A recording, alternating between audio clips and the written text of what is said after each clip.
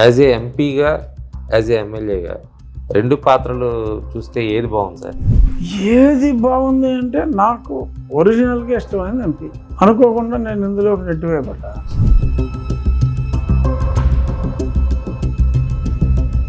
ఈ గడిచిన సంవత్సర కాలంగా పాలన గురించి చెప్పాలంటే సీరియస్ చర్యలు ఉంటాయి.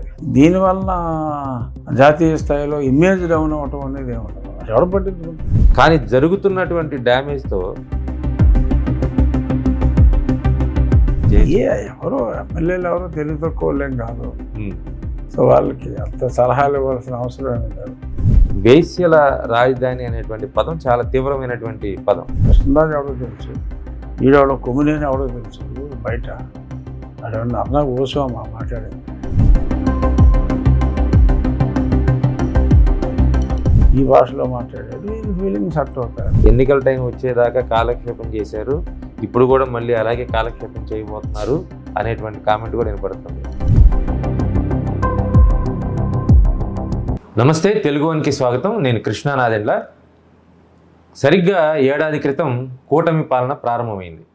అంతకు ముందు ఉన్న పీడిత పాలన నుంచి కొత్త కూటమి పాలన ఏం చేసింది? గడిచిన ఈ సంవత్సర కాలంలో ఆంధ్రప్రదేశ్ ప్రజలకు జరిగిందేంటి, భవిష్యత్తులో జరగాల్సిందేంటి? సో ఇదే అంశాలపై మాట్లాడేందుకు కుండ బద్దలు కొట్టినట్లు మాట్లాడే నేత, అదేవిధంగా ఉండి ఎమ్మెల్యే, ప్రస్తుత ఏపీ డిప్యూటీ స్పీకర్ మనతో ఉన్నారు, త్రిపుల్ ఆర్ సార్. నమస్తే. ముఖ్యంగా ఈ గడిచిన సంవత్సర కాలంగా పాలన గురించి చెప్పాలంటే మీరేం చెప్తారు? ఫస్ట్ ఆఫ్ ఆల్ అరాచకాలు లేవు గతంలో లాగా. చక్కటి పరిపాలన, సంక్షేమం చెప్పినవన్నీ ఒకదాని తర్వాత ఒకటి చేసుకుంటూ వస్తున్నారు. అభివృద్ధి చక్కటి అడుగులు పడుతున్నాయి. పోలవరం కంప్లీట్ అవుతుంది అన్న ఒక పరిపూర్ణ విశ్వాసం 2 సంవత్సరాల్లో పూర్తి చేయడానికి ప్రణాళికలు. అలాగే అమరావతి ఇప్పుడు క్లియర్గా స్పష్టంగా కనపడుతుంది పురోగతి. సుమారు 40,000 కోట్ల రూపాయల కాంట్రాక్ట్లు ఇవ్వటం, పని మొదలు పెడతాం, అన్నీ కూడా 2 సంవత్సరాల్లో కంప్లీట్ అయ్యేలాగా ప్రణాళికలు రచించారు. పెద్ద పెద్ద కాంట్రాక్టర్స్ అనుకున్న సమయానికి అవుతుంది.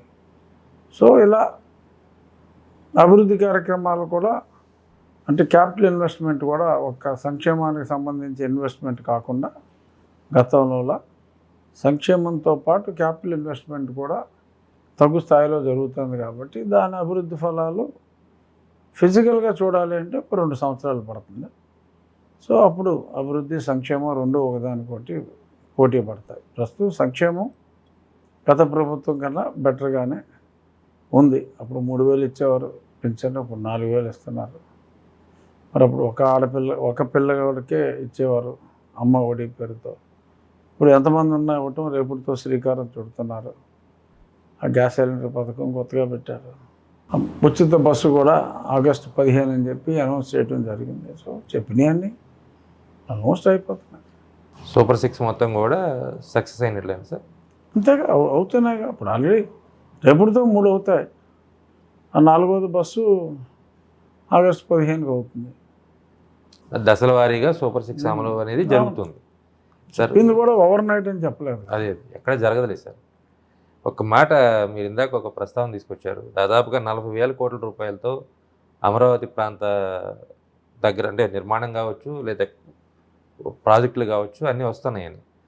కానీ జరుగుతున్నటువంటి డ్యామేజ్తో అమరావతి ప్రాంతంలో పెట్టుబడులు రావాలంటే భయపడే పరిస్థితి ఇప్పుడు కూడా ఉంది. ఇప్పటికి కూడా అమరావతి ప్రాంతం మీద బురద జల్లే ప్రయత్నం జరుగుతుంది. ఎలా అనిపిస్తుంది సార్ మీకు? అంటే బురద చల్లే ప్రయత్నం అంటే ఇప్పుడు వాళ్ళు చేస్తూనే ఉంటారు. ఏదో వేశ్య రాజధాని అని రకరకాలుగా నోటికి వచ్చినట్టు మాట్లాడారు. బట్ దానివల్ల అభివృద్ధి ఆగిపోవడానికి దానికి సంబంధం లేదు. వాళ్ళ నోటి సరదా వాళ్ళు తీర్చుకుంటున్నారు తప్ప దుర్భాషలాడి. దానివల్ల డెవలప్మెంట్ ఏమి ఒక్కరోజు కూడా ఆగదు. ఇక్కడికి వచ్చే వాళ్ళు ఎవరు రాకుండా ఉండరు.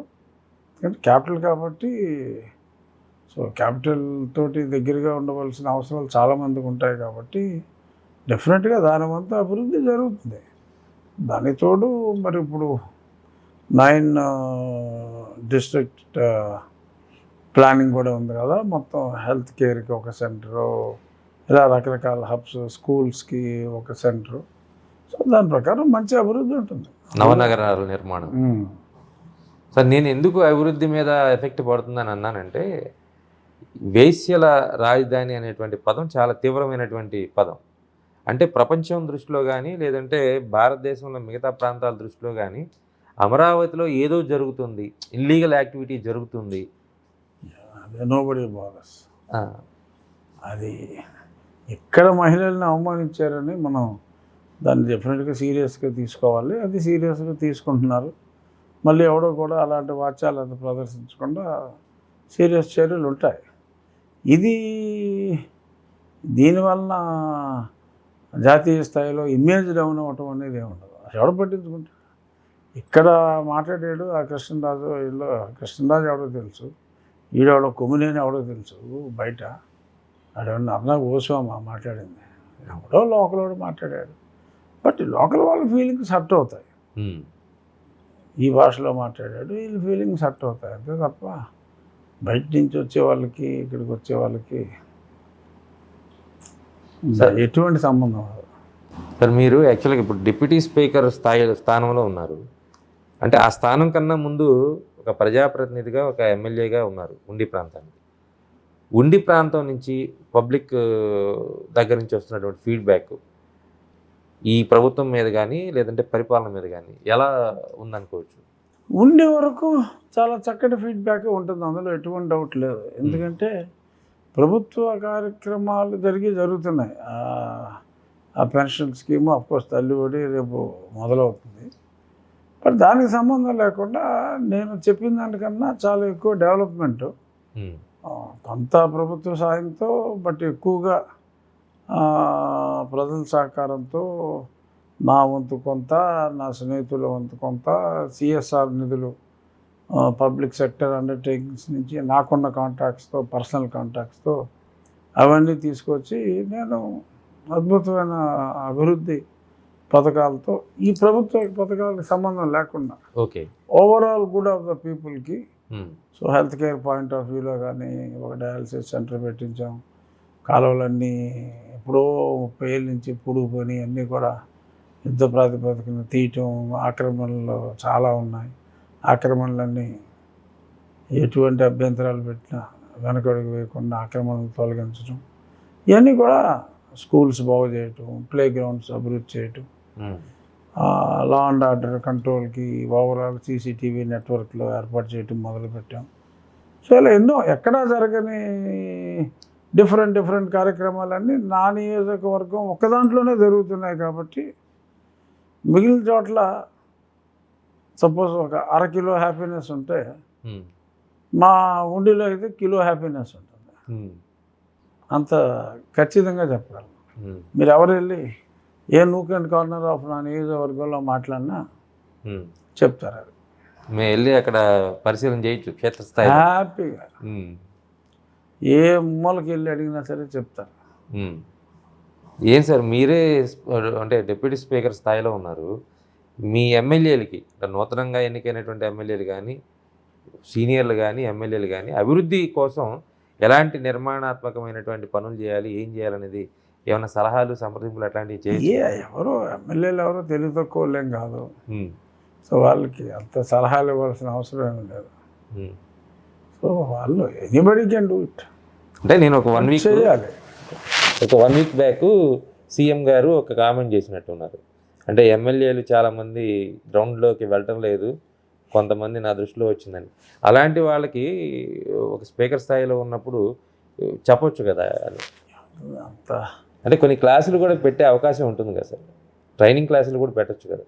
అంటే ఏమీ తెలియకుండా ఎమ్మెల్యే స్టేచర్కి ఎవరు రారు. అంతమంది ప్రజలతో మాట్లాడి ప్రజల్ని ఒప్పించి నెగటివ్ అనేది కూడా అంత ఈజీ కాదు కదా. అఫ్కోర్స్ గాలి ఉంది, అది వేరే విషయం. యాంటీ జగన్ వేవ్ ఉంది. బట్ స్టిల్ క్యాండిడేట్ అనేవారికి కూడా ఎంతో కొంత అట్లీస్ట్ డొమైన్ నాలెడ్జ్ లేకుండా ఉండదు. సో వాళ్ళకి నేను లేకపోతే ఇంకెవరో నీతులు చెప్పాల్సిన అవసరం ఉండదనే అనుకుంటున్నా. బట్ డెఫినెట్గా ఇది కాన్స్టిట్యూషన్కి సంబంధించి లెజిస్లేటివ్ అంశాలకు సంబంధించి మేము ట్రైనింగ్ క్లాసెస్ పెట్టాలి అని అనుకున్నాం. బట్ దురదృష్టవశాత్తు అది వాయిదా పడింది. సో అది అవసరం కొంచెం, ఎందుకంటే ఎవడో సైన్స్ చదువుకునేవాడు ఎమ్మెల్యే అవ్వచ్చు, అసలు చదువుకునేవాడు కూడా అవ్వచ్చు, ఎందుకంటే ఏ క్వాలిఫికేషన్ లేనిది ఇదే కాబట్టి. బట్ కొంత అట్లీస్ట్ లెజిస్లేచర్ మీద, కాన్స్టిట్యూషనల్ ప్రొవిజన్స్ మీద కొంత బేసిక్ అవగాహనకి కొన్ని శిక్షణా తరగతులు అవసరం. ఆ రకంగా తరగతులు తీసుకుంటే బాగుంటుంది. సార్, మీరు యాజ్ ఏ ఎంపీగా, యాజ్ ఏ ఎమ్మెల్యేగా 2 పాత్రలు చూస్తే ఏది బాగుంది సార్? ఏది బాగుంది అంటే నాకు ఒరిజినల్గా ఇష్టమైంది ఎంపీ. ఓకే. అనుకోకుండా నేను ఇందులోకి నెట్టివేయబడ్డా. సో వచ్చిన తర్వాత yes I'm enjoying it. So పని చేస్తున్నాం కాబట్టి ఆ పనిలో I'm able to enjoy. But ఏమిటి అంటే రెండిట్లో ఏది ఇష్టం అంటే డెఫినెట్గా అప్పుడు నన్ను కాన్స్టిట్యున్సీకి వచ్చి సరిగ్గా పని చేయను వల్ల. సో డెఫినెట్గా ఎంపీ అయితే ఇంకా పని బాగా చేసి ఉండేవాడినేమో అని నేను అనుకుంటున్నా. కాకపోతే జనరల్గా ఇక్కడ ఉన్న సిస్టంలో ఎంపీని ఎవడో పెద్దగా పని చేయనివాడు, చేయను. ఎమ్మెల్యేలు రానివారు. ఎమ్మెల్యేకే ప్రజలతో యాక్సెస్ ఎక్కువ ఉంటుంది. యాక్సెస్ ఎక్కువ ఉంటుంది. ఎంపీ ఒకవేళ యాక్సెస్ పెంచుకోవాలన్నా పెరగనివారు ఎమ్మెల్యేలు. నేను ఒక 2 ఎంపీలను చూశాను సార్ ఈ మధ్యకాలంలో. వాళ్ళు ప్రజలతో చాలా క్లోజ్గా వెళ్ళిపోతూ ఉన్నారు. ఒకటి గుంటూరు ఎంపీ గారు, కేంద్ర మంత్రి గారు పెమ్మసాని చంద్రశేఖర్ గారు. రెండో ఆయన నరసరావుపేట కృష్ణదేవరాయలు. వీళ్ళిద్దరూ కూడా అంటే నేను చూసిన వాళ్ళలో చాలా ఫాస్ట్గా ఎంపీలు అయినప్పుడు కూడా ప్రజలతో మమేకం అయిపోతా కనిపిస్తూ ఉన్నారు. అట్లాగే మిగతా అంటే జనరల్గా ఎంపీ అనగానే ఒక కొంత బార్డర్ ఉంటుంది, ఒక బారికేడ్ లాగా పెట్టేస్తారు, మా కాన్స్టిట్యున్సీలోకి రానివద్దు అని. అలాంటి పరిస్థితి ఇప్పుడు మీరేమన్నా అక్కడ చెప్తున్నారా ఎంపీలకి ఏమన్నా? అలానే కాదు, ఇన్ జనరల్ చెప్తాను. పెమ్మసాని మంత్రి, సో మంత్రికి ఎటువంటి ఇబ్బందులు ఉండవు. జనరల్గా మా ఏరియాలో కూడా మంత్రి, నా ఎంపీ కూడా మంత్రి. జనరల్గా మంత్రి అయిన వాళ్ళకి ఉండదు. ఎంతమంది ఉంటారు మంత్రులు? 10 మందిలో 2 ముగ్గురు. సో మంత్రులకు జనరల్గా ఇష్యూ ఉండదు. నాన్ మినిస్టర్స్కి కొంత ఇష్యూ ఉండే అవకాశం ఎక్కువ. మీరు మామూలుగా అంటే రాష్ట్ర వ్యాప్తంగా త్రిబుల్-ఆర్ అనేది ఒక బ్రాండ్. అదేవిధంగా దేశంలో కూడా దేశ ప్రధాని కూడా మిమ్మల్ని చూస్తే ఖచ్చితంగా ఆగుతారు, దగ్గర పిలిచి మాట్లాడేంత చొరవ ఉంది.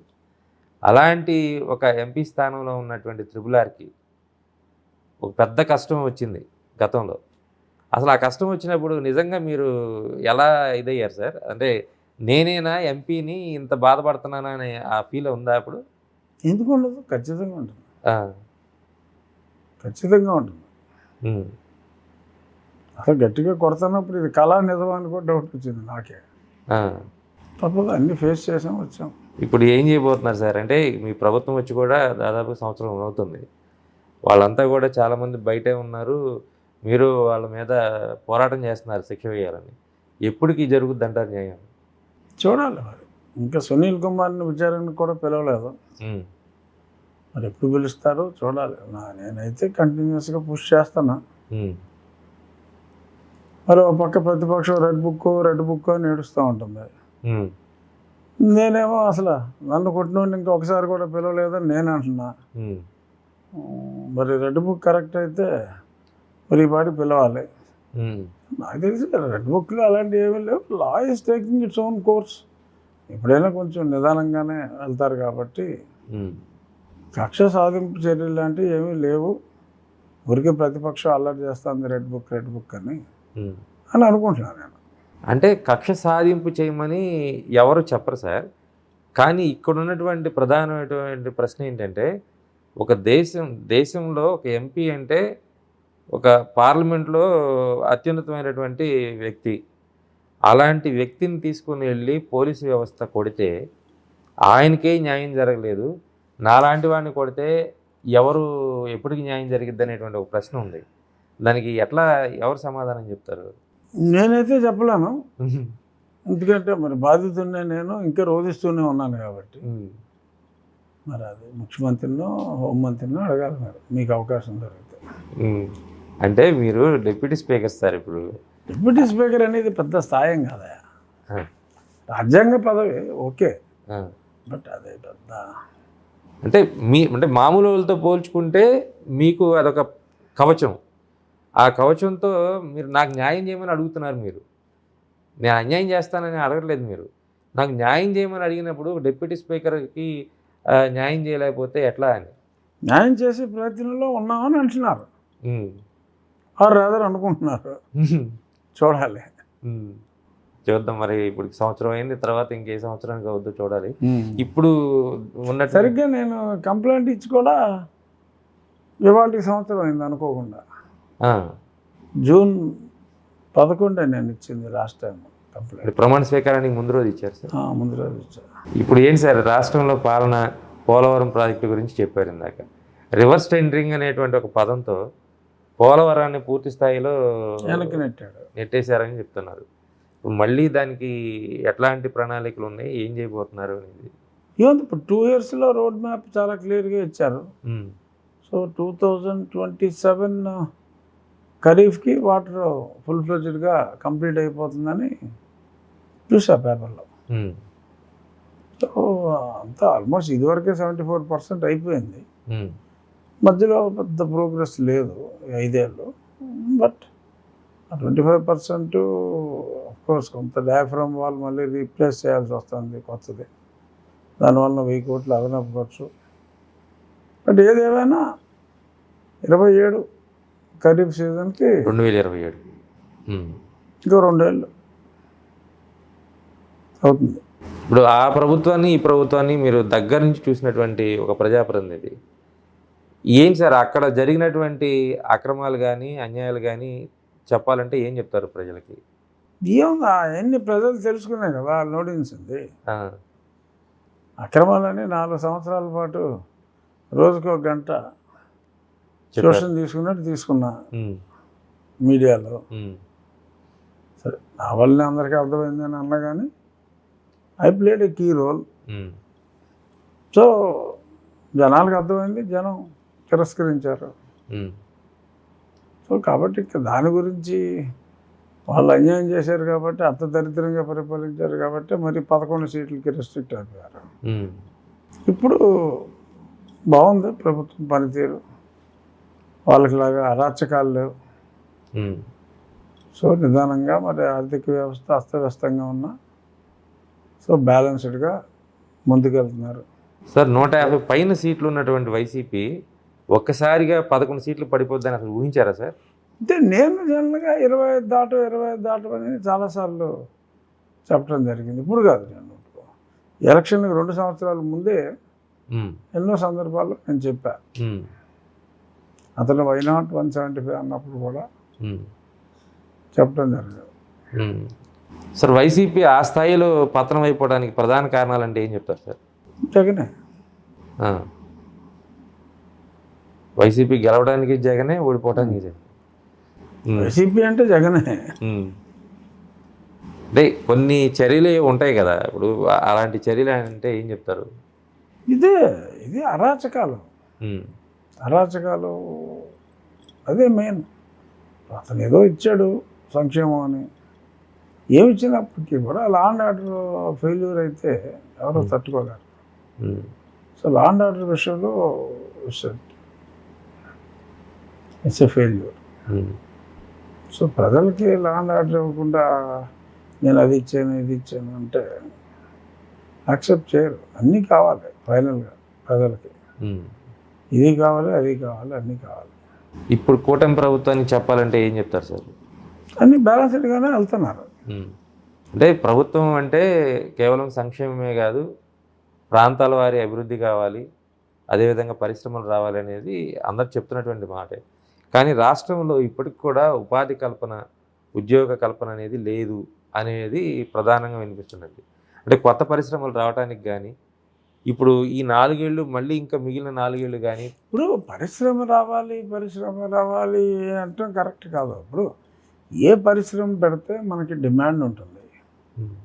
ఇప్పుడు ఇదివరకైతే రాష్ట్రంలో డిమాండ్ చూసేవారు బాగా ముందు కాలంలో. తర్వాత దేశం అంతా ఒక విలేజ్ అయింది.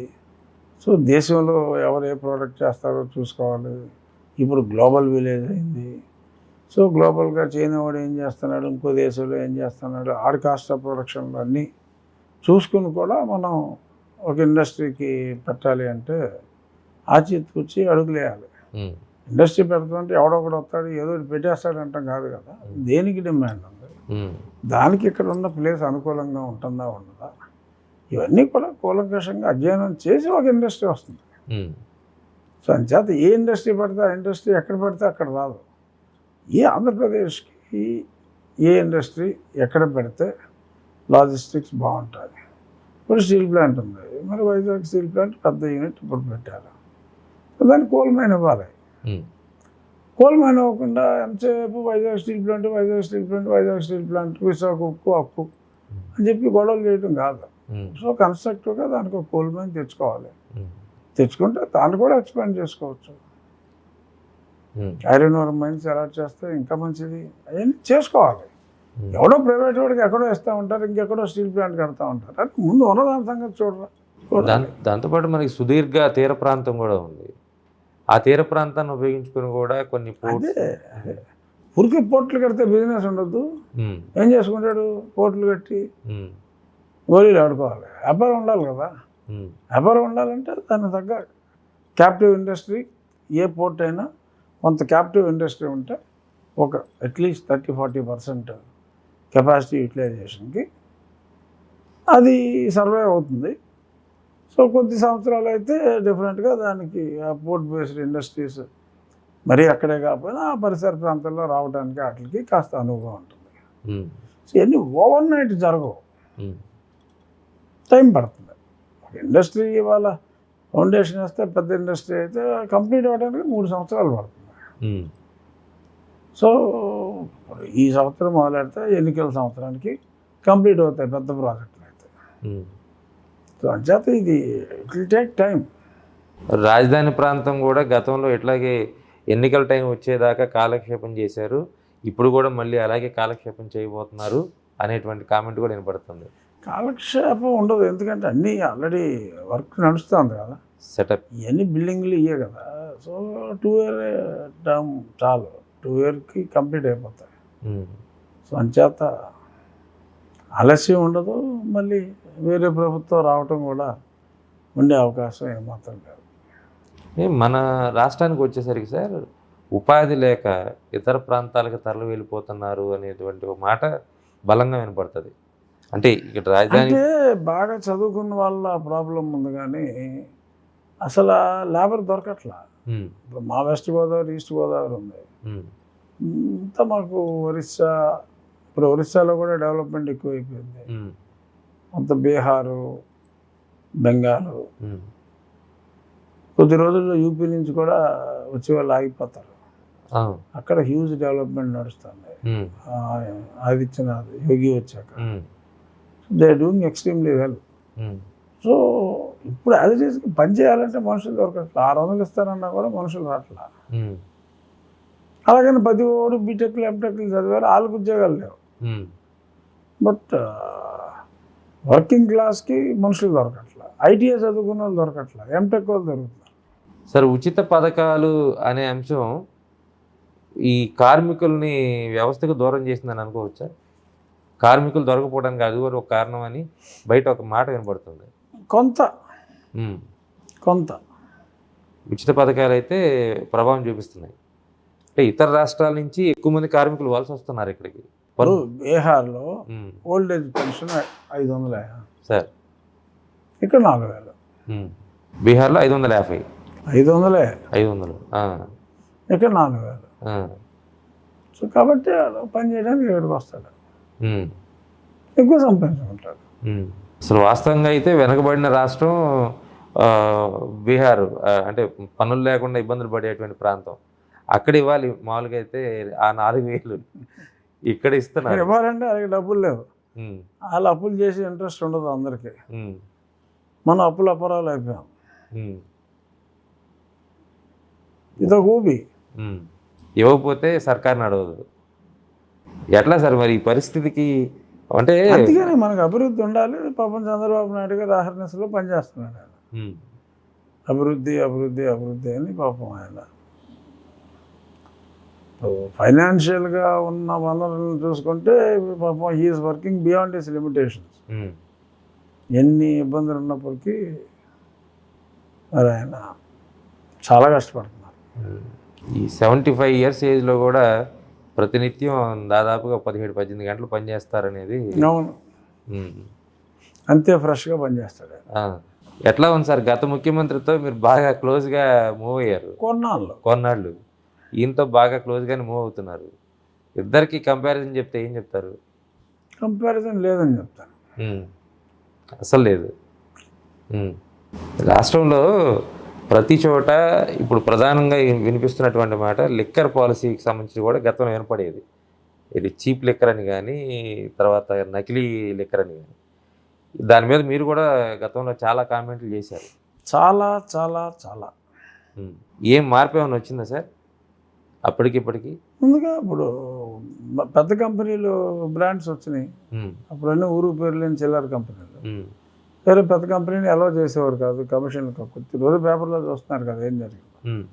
ఇప్పుడు అన్ని పెద్ద బ్రాండ్లు వస్తున్నాయి, రేట్లు తగ్గించారు. సో అట్లీస్ట్ మద్యం హానికరమే, అందులో డౌట్ ఏం లేదు. బట్ క్వాలిటీ మద్యం అయితే కొంచెం లైఫ్ స్పాన్ పెరుగుతుంది. లాస్ అవ్వకుండా ఉంటారు, హెల్త్ లాస్ అవ్వకుండా ఉంటారు కొంత. అది తాగితే 5 ఏళ్ళలో పోతారు, ఇది తాగితే 15 ఏళ్ళలో పోతారు. పోవటం కాదు. అది అప్పుడు ఉన్నటువంటి డిస్టిలరీసే ఇప్పుడు కూడా పనిచేస్తున్నాయి. అంటే డిస్టిలరీ పనిచేయటం కాదు, డిస్టిలరీ అదే అయినా ఎవరు నడుపుతున్నాడు, ఏ బ్రాండ్ ప్రోడక్ట్ వస్తుంది, ఒక బ్రాండ్కి వాళ్ళు వాళ్ళ స్టాండర్డ్ నిలబెట్టుకోవడం కోసం గుడ్ మ్యానుఫ్యాక్చరింగ్ ప్రాక్టీసెస్ అని ఉంటాయి. సో తయారైన తర్వాత మినిమం ఏదైనా సరే 7 days అనేది స్టోర్ చేయాలి ఒక బాటిలో. సో వీళ్ళేమో ఏ రోజు ఆ రోజే తోసేసేవారు గతంలో. ఈ స్టాండర్డ్ కంపెనీ వాడు ఏంటంటే 7 రోజులు కనీసం ఆ బాటిలో ఉంచుతాడు. సో దానివల్ల చాలా ఇంప్యూరిటీస్ పోతాయి, అది ఉండాలన్నమాట. సో అలా క్వాలిటీ మెయింటైన్ చేస్తారు వాళ్ళ బ్రాండ్ ఇమేజ్ కోసం. గతంలో అదే ఉండేది కదా, రోజుకో పేరు ఏదో పెట్టేవారు. 200 రూపాయలు సరిగ్గా 150 రూపాయలు చేసా అనేది తప్ప పేరు పెడితే గుర్తుంచుకునే ఏం పెట్టలేదు సార్. ఇప్పుడు అదే కేసు వైసీపీ నాయకులకి చాలామందికి చుట్టుకున్నటువంటి పరిస్థితి లిక్కర్ స్కామ్. కానీ దాంట్లో ప్రధానమైనటువంటి సూత్రధారులు ఎవరిని కూడా అరెస్టులు చేస్తున్నటువంటి పరిస్థితి లేదు. ఎట్లా చూస్తారు? అంటే సూత్రధారి దగ్గరికి దారులు వెతుకుతున్నారు, దారి దొరుకుతుంది. ప్రస్తుతానికి అందరూ టైటిల్ ఇప్పుడుగా ఉన్నారు, నొరుపుతారు, ఎప్పుడు చేస్తారు. ఇప్పుడు ఈ కేసులో కూడా అమరావతి మహిళలను తిట్టిన కేసులో కూడా ఆ వేదిక మీద మాట్లాడిన వాళ్ళ మీద గురించి మాట్లాడుతున్నారు, కానీ బ్యాక్గ్రౌండ్లో ఏం జరిగింది, మీడియా సంస్థకు సంబంధించి ఆ యాజమాన్యం ఏంటి, ఇవన్నీ కూడా ప్రభుత్వం తీస్తున్నట్లుగా ఏం కనిపించలేదు. అంటే యాజమాన్యం చెప్పిద్దే చేశారా, వీళ్ళంతటి వీళ్ళు చేశారా అనేది తెలియదు కదా. తెలియదు. ఫైనల్గా కూటమి సర్కార్కి మార్కులు వేయాలంటే ఎన్ని వేస్తారు సార్? అంటే ఇవాళకి వాళ్ళ మార్కులు వేయాలి అంటే వాళ్ళ ఇంటెన్షన్కి అయితే 100కి 100 మార్కులు వేయచ్చు ఇంటెన్షన్కి. ఓకే. బట్ ప్రాక్టికల్గా జరుగుతున్న దానికి అన్ని మార్కులు వేయలేము. అన్ని మార్కులు వేస్తే మనకు బుద్ధి లేదనుకుంటారు. ఎందుకంటే అభివృద్ధి మొదల్లో ఉంది, రీస్టార్ట్ చేశారు, కిక్ స్టార్ట్ చేశారు, అభివృద్ధి ఫలాలు రావాలి. సో అది రావాలి అంటే కొంచెం టైం పడుతుంది. సంక్షేమం మరి అప్పు చేసో ఇంకోటి చేసో అనుకున్న స్థాయిలోనే ప్రజల ఒకే ఆశించేది మరీ ఎక్కువగా ఉండొచ్చు, అది వేరే విషయం. బట్ డెఫినెట్గా మెజారిటీ ప్రజలు సంతృప్తిగా ఉన్నారు, అసంతృప్తిగా అయితే ఎవరు లేరు. సో కాబట్టి ఆ రకంగా చూసుకుంటే డెఫినెట్గా డిస్టింక్షన్ అనే అనుకోవచ్చు, 70+ అని అనుకోవచ్చు. 70+. అంటే ఇంకా భవిష్యత్తులో పాలన బాగుండాలంటే ఒక ఎమ్మెల్యేగా, ఒక రాష్ట్ర పౌరుడిగా ఈ ప్రభుత్వానికి ఎలాంటి సలహాలు చెప్తారు? ప్రభుత్వానికి సలహాలు చెప్పే అంత అవసరం లేదు. ఉమ్, స్వీకరిస్తారా లేదా అనేది కూడా తెలియదు. ఉమ్. సో అంచేత మన పని మనం చూసుకుంటాం బెటర్. ఒక ఎమ్మెల్యే సలహా చెప్తే ప్రభుత్వం తీసుకోవాలి కదా సార్? మరి ఎమ్మెల్యేల సలహాలు స్వీకరిస్తారా లేదా అనేది ఉమ్. తెలియదు. లేదా అట్లా ర్యాపు లేదా సార్ అసలు ప్రభుత్వంలో? కాదు నాకు ఐడియా లేదంటున్నా. ఓకే, మీరు ఎప్పుడు చెప్పలేదు. నేను నా పని నేను చేసుకుంటే వెళ్తున్నాను. ఆ, అంటే మిగిలిన ఎమ్మెల్యేలకో లేకపోతే ముఖ్యమంత్రి గారికో లేకపోతే ఇంకో మంత్రి గారికో ఇలా చేస్తే బాగుంటుంది అలా చేస్తే బాగుంటుందని నేను చెప్పట్లా. ఉమ్, అలాగే నేను ఎవరిని సలహాలు అడగట్లా. ఉమ్, నా పని నేను చేసుకుంటూ పోతున్నా చాపకుంద నీరులాగా నా నియోజకవర్గంలో, ఉమ్. అంతే. కానీ ఏదైనా లోపం జరిగినప్పుడు ప్రభుత్వానికి ఇప్పుడు మీలాంటి వాళ్ళు చెప్పాలి కదా. మీరు గతంలో గత ప్రభుత్వానికి సరే పక్కకు వచ్చైనా సరే మీడియా ముఖంగా అయినా చెప్పారు. ఇప్పుడు ఆ పరిస్థితి లేదు. ఇప్పుడు మీతో బాగానే ఉంది కాబట్టి కమ్యూనికేషను. ఏదైనా లోపం జరిగినప్పుడు చెప్పే ప్రయత్నం అన్నా చేస్తారు. లోపం జరిగితే చెప్పచ్చు. ప్రస్తుతానికైతే లోపాలు లేవు. లోపాలు ఏం లేవు, చెప్పవలసిన లోపాలు లేవు. ఉమ్, అంచేత చెప్పలేదని కూడా అనుకోవచ్చు. లోపాలు అయితే లేవు. ఉమ్, బట్ ఇలా చేస్తే చాలా బాగుంటుంది అలా చేస్తే చాలా బాగుంటుంది ఉమ్, అని చెప్పాలి అంటే మరి అక్కడ పెద్దగా డబ్బులు కూడా లేవు. ఉమ్, బట్ నేనైతే నేను పిటిషన్స్ కమిటీకి చైర్మన్గా ఉన్నా. ఉమ్, ఒక డిప్యూటీ స్పీకర్గా, అది స్టాట్యూటరీగా ఎప్పుడు డిప్యూటీ స్పీకర్గా ఉంటుంది పిటిషన్స్ కమిటీ అనేది. ఉమ్, సో పిటిషన్స్ కమిటీలో మేము రేషన్ కార్డుకి హెల్త్ కార్డుకి డీలింగ్ చేయాలి, ఉమ్, రెండింటికి సంబంధం ఉండకూడదు అని చెప్పి ఓ ప్రపోజల్ను మేము డిస్కస్ చేయడం జరిగింది. ఉమ్. ఎందుకంటే రేషన్ అవసరం లేనివాడికి కూడా హెల్త్ కార్డు ప్రతి ఒక్కడికి అవసరం, ఎగువ మధ్య తరగతి వాడికి కూడా. అవును సార్. సో కాబట్టి దానికోసం రేషన్ కార్డు ఇది ఒక మదర్ కార్డు అయిపోయింది అన్నిటికీ. అవును. అవసరం లేకపోయినా ఆ రేషన్ తీసుకుంటున్నాడు, ఏం చేస్తాడు? ఉమ్, ఎక్స్పోర్ట్ ఫ్రమ్ కాకినాడ. ఉమ్, నువ్వు అక్కడ లేనివాడికి బియ్యం ఇచ్చి సీజ్ ది షిప్ అంటే ఉపయోగం ఏంటి? ఉమ్, అది నా పాయింట్. సో సపరేట్ చేయండి, ఉమ్, ఒక అప్పీల్ ఇవ్వండి పబ్లిక్కి. ఉమ్, మీకు ఇదిగో ఇలా హెల్త్ కార్డు ఇచ్చాను, ప్రజలందరికీ హెల్త్ కార్డు, ఉమ్, వైట్ కార్డుకి సంబంధం లేదు, ఉమ్, మీకు బియ్యం అక్కర్లేని వాళ్ళు వదిలేయండి, ఉమ్, రాష్ట్రానికి సేవ చేసిన వాళ్ళు అవుతారు ఉమ్, అని ఒక అప్పీల్ ఇస్తే కనీసం 30% అన్నా వదిలేస్తారు. ఈ కార్డు ఇచ్చి అది వదలమనాలి, లేకపోతే డౌట్ పడతారు. అవును సార్, బెస్ట్ ఐడియా. ఇది ఇచ్చి అది వదలమంటే అది మేము కమిటీ ద్వారా సజెషన్ రూపంలో పంపిస్తున్నాం. ఉమ్, సో ఇలాగా మాకు వచ్చిన పిటిషన్స్ని అఫీషియల్గా మేము ప్రభుత్వానికి పంపించి వెసులుబాటు మా కమిటీకి ఉంది. ఉమ్, సో ఆ కమిటీ ద్వారా చేస్తాం. ఇంకొకటి సూచన, మేము మా స్పీకర్ గారు, నేను డిప్యూటీ స్పీకర్గా నేను కూడా ఒక సూచన ముఖ్యమంత్రి గారికి డైరెక్ట్గా చేసాం. అసెంబ్లీ పని దినాలు పెరగాలి. ఉమ్, చాలా రిజల్యూషన్స్ కూడా ఉన్నాయి. కనీసం 60 రోజులు అని, పూర్వం 90 రోజులు నడిచేది. కొన్ని సంవత్సరాలు 100 రోజులు కూడా నడిచిన సంవత్సరాలు ఉన్నాయి. ఉమ్, ఇప్పుడు 60 రోజులు నడిచి ఎన్నో సంవత్సరాలు అయింది. ఉమ్, లాస్ట్ ప్రభుత్వం అయితే 5 ఏళ్ళు కలిపి 67 రోజులు అయింది. ఉమ్, 5 ఏళ్ళు కలిపి ఉమ్, అసెంబ్లీ సమావేశాలే జరగలేదు పెద్దగా.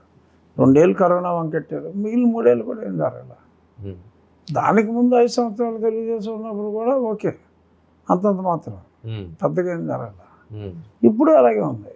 ఉమ్, అసలు MLA duty as per the constitution ఏంటంటే అసెంబ్లీ సమావేశాల్లో ప్రజా సమస్యల్ని ప్రస్తావించి ప్రజా సమస్యల పరిష్కారానికి కృషి చేయటం, చట్టసభలో చట్టాలు చేయటం అనేది ఉంది. ఉమ్, గవర్నర్కి పంపించేసి ఆర్డినెన్స్ ఇచ్చేసి తర్వాత 2 నిమిషాలు తూతూ మంత్రం చేయటం దాని ఉద్దేశం కాదు.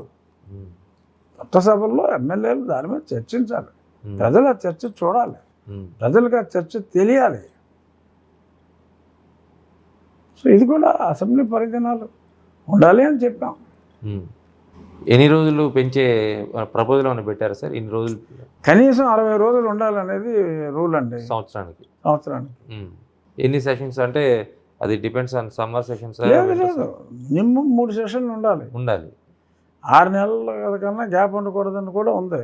అది కూడా అనివార్యమైన పరిస్థితుల్లో. అదర్వైజ్ ప్రతి 3-4 నెలలకి ఉండాలి. ఎమ్మెల్యేలు అసెంబ్లీ జరగకుండా సెషన్ లేకుండా ఏంటి అదేంటి? What does it mean? We're demeaning the democracy. That's wrong.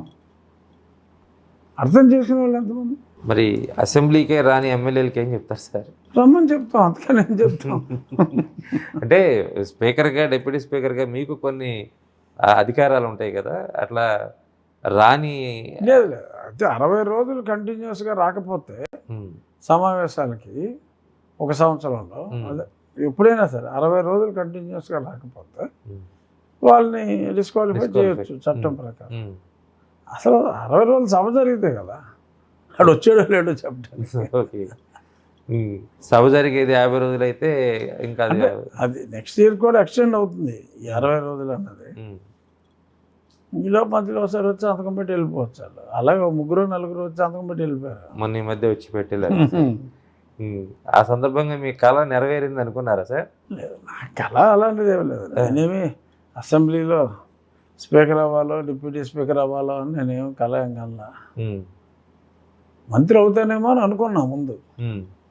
ఎందుకంటే అందరికంటే ఎక్కువ కృషి చేసింది నేనే అని చెప్పి నాకు తెలుసు, ప్రజలకే తెలుసు. కాబట్టి కొందరికి రికగ్నిషన్ వస్తుంది, కొందరికి రాదు. మనకు రాలేదు. But I'm happy. సార్ మంత్రి అయితే ఏ మంత్రి పదవి తీసుకోవడానికి ఇంట్రెస్ట్ సార్ మీకు? ఈ ఎందుకండి అదంతా సోదవుద్ది ఇప్పుడంతా. అది ఓకే, మంత్రి పదవి ఎవరో చాకులు లాంటి కుర్రోళ్ళని వేసుకున్నారు. ఓకే, వాళ్ళు బాగా పనిచేయాలని కోరుకుంటాం అంతే తప్ప అది ఏది కాని దానికి ఏదైతే బాగుంటుందంటే దరిద్రంగా ఉంటుంది. కాదు సార్, మీకు ఏది ఇంట్రెస్ట్? అదేనండి. ఓకే, అసలు ఏది కానప్పుడు అదైతే బాగుంటుంది ఇదైతే బాగుంటుంది అంటే చాలా అసహ్యంగా ఉంటుంది.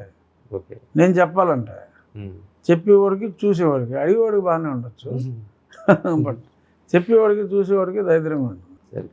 కూటమి పాలన అంటే కోఆర్డినేషన్ ఎలా ఉంది సార్ పార్టీల మధ్య? డెఫినెట్గా బాగుంది. కళ్యాణ్ గారు బీజేపీ తెలుగుదేశంతో అత్యంత అన్యోన్యంగా ఉన్నారు. సో తెలుగుదేశంతో కూడా అక్కడ భారతీయ జనతా పార్టీకి కేంద్రంలో ఆవశ్యకత ఉంది. సో కాబట్టి మనకి రుణ భారం ఉంది, రుణం తీసుకోవాల్సిన అవసరం ఉంది. కాబట్టి ఆల్ ఆర్ ఇంటర్డిపెండెంట్. సో అంచేత ఈ అన్యోన్యం బ్రహ్మాండంగా ఉంది. ఈ అన్యోన్యం కలకాలం ఉండే అవకాశాలు చాలా ఎక్కువగా ఉంటాయి కూడా. సో మొత్తంగా కూటమి ప్రభుత్వానికైతే 70% మార్కులు వేయచ్చు అని చెప్తున్నారు. ఎందుకంటే అభివృద్ధి, ప్రస్తుతానికి సంక్షేమం, ఈ గడిచినటువంటి సంవత్సర కాలంలో అభివృద్ధి సంక్షేమం రెండు దారులుగా తీసుకొని ప్రజలకి చేరువుగా వెళ్తున్నటువంటి కూటమి ప్రభుత్వం. అదేవిధంగా కూటమి పార్టీల సఖ్యతతో భవిష్యత్తు కూడా ఒక ఆశాజనకంగా ఉంటుంది. అదేవిధంగా భవిష్యత్తులో రాష్ట్ర అభివృద్ధి కోసం అన్ని రకాలుగా కూటమి ప్రభుత్వం సహకారం అందిస్తుందనేటువంటి ఆలోచన, ఆకాంక్ష డిప్యూటీ స్పీకర్ రఘురామకృష్ణరాజు తెలియజేస్తున్నారు.